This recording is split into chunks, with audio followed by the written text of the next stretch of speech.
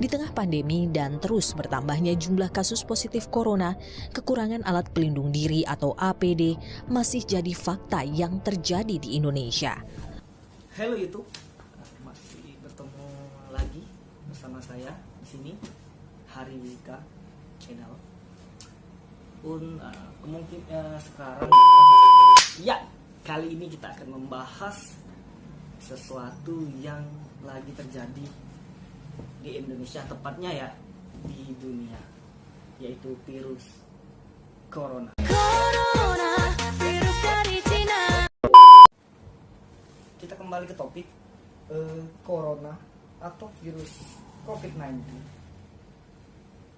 Itu sebenarnya ada golongan influenza atau masuk dalam golongan SARS ya, menurut pengetahuan saya. Virus corona itu tuh suatu masalah yang ditransfer dari orang ke orang melalui percikan air liur. Ngomong-ngomong tentang percikan air liur, jadi kita kan membutuhkan APD yang digunakan untuk penanganan penyakit corona atau COVID-19 itu apa aja sih? Nah, nanti bisa kita lihat. Dan bagaimana cara pemakaiannya atau fungsinya dari peralatan alat pelindung diri tersebut. Oke, ini adalah peralatan alat APD yang sering digunakan.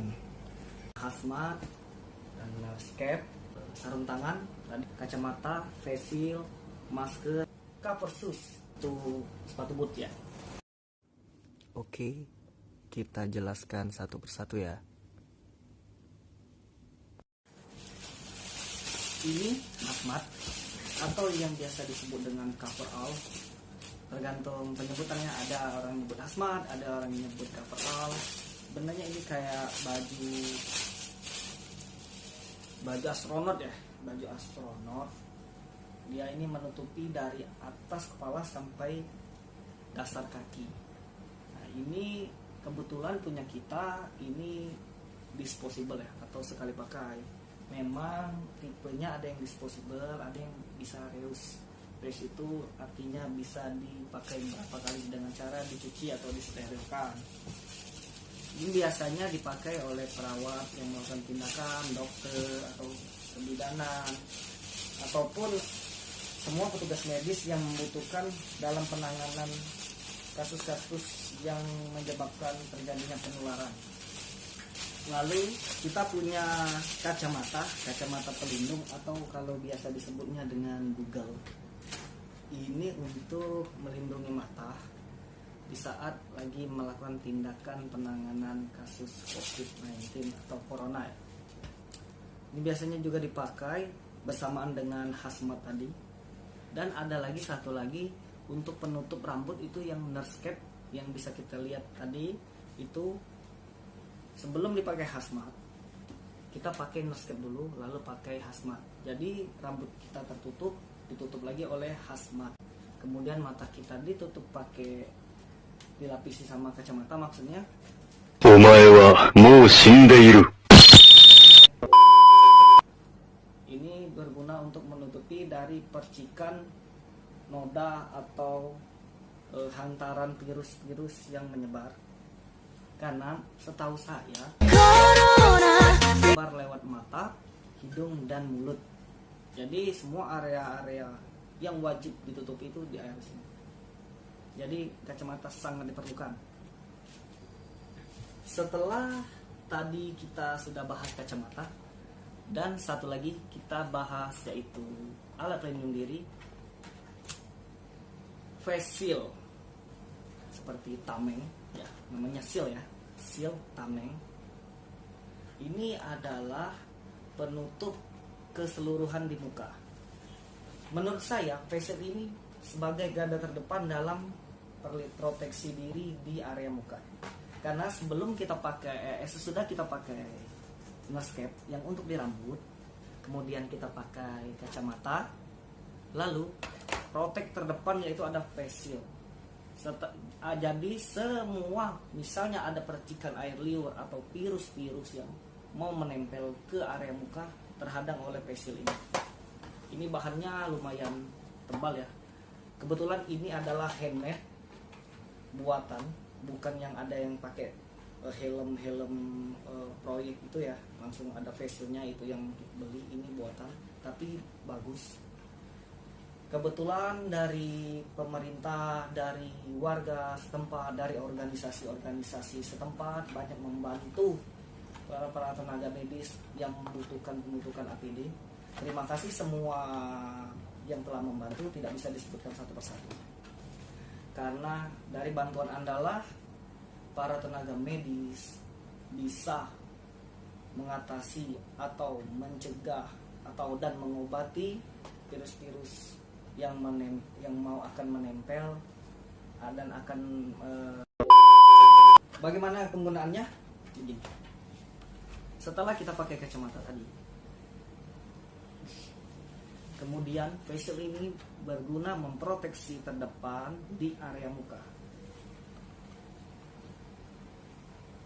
Menurut saya ini adalah yang paling bagus dibanding kacamata dan masker, karena ini tidak bersentuhan dengan muka, jadi tidak menyebabkan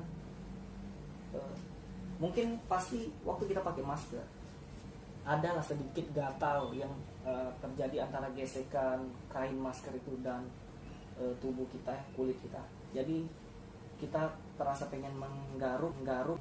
Ku sudah tak tahan lagi menggaruk yang gatal ini. Dengan face shield ini kita tidak terkena langsung dengan bersentuhan dengan muka kita, tapi lebih bagus lagi setelah pakai masker dan kacamata dilapisi dengan face shield.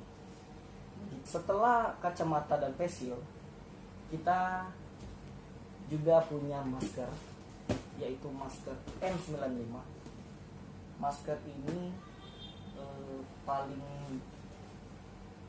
baik menurut saya, karena partikel-partikel kecil pun dengan nano mikro pun tidak bisa tembus.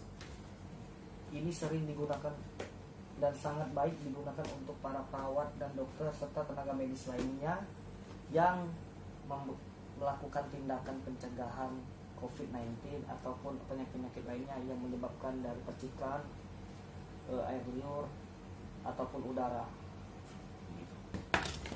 Ini dalam satu kotak ini isinya 20. Kita lihat ya contoh satu.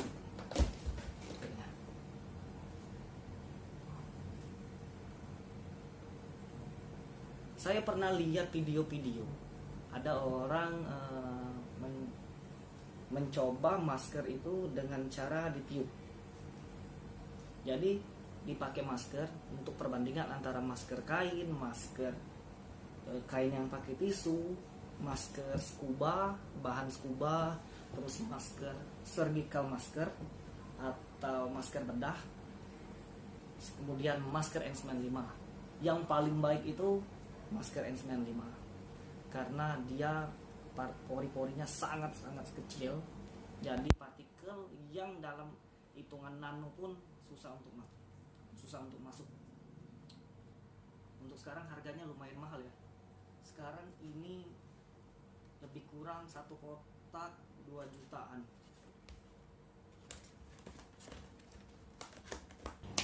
Ini adalah sarung tangan atau biasa disebut di tenaga medis handscoon. Handscoonnya itu. Handscoon ini ada 3 tipe ya guys. Pertama handscoon non steril, handscoon steril, dan handscoon objin. Atau bagaimana bentuknya? Yang ini adalah handscoon non steril guys.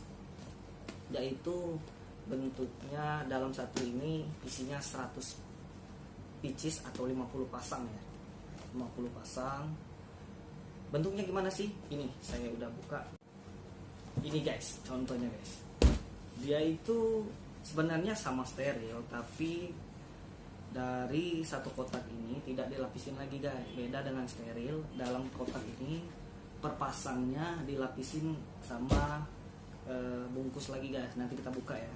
Kalau yang ini dia 50 pasang itu dalam satu kotak guys. Jadi pemakaiannya juga disposable ya. Disposable itu sekali pakai guys. Ini kebetulan ini yang ukuran S ya, ya sempit guys. Ini guys.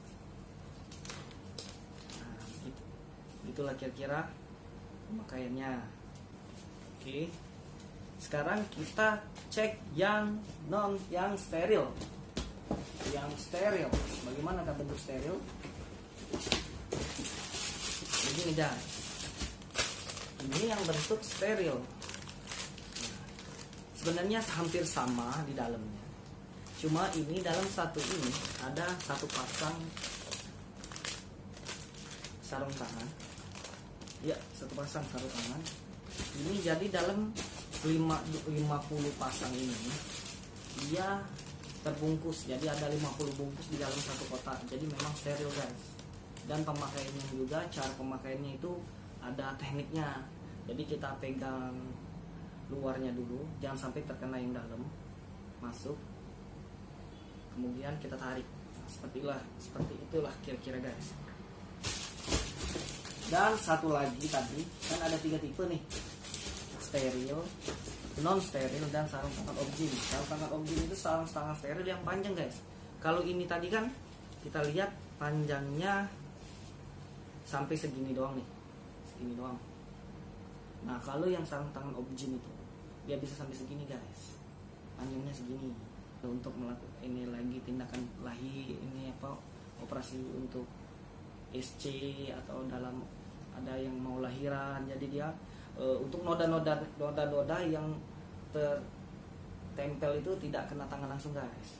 Setelah masker sudah, face shield sudah, kacamata pun sudah, kita beralih ke bagian bawah, yaitu cover shoes, yaitu digunakan untuk perlindungan kaki. Jadi gini, setelah kita pakai hazmat tadi ya, yang baju jubah tadi atau coverall,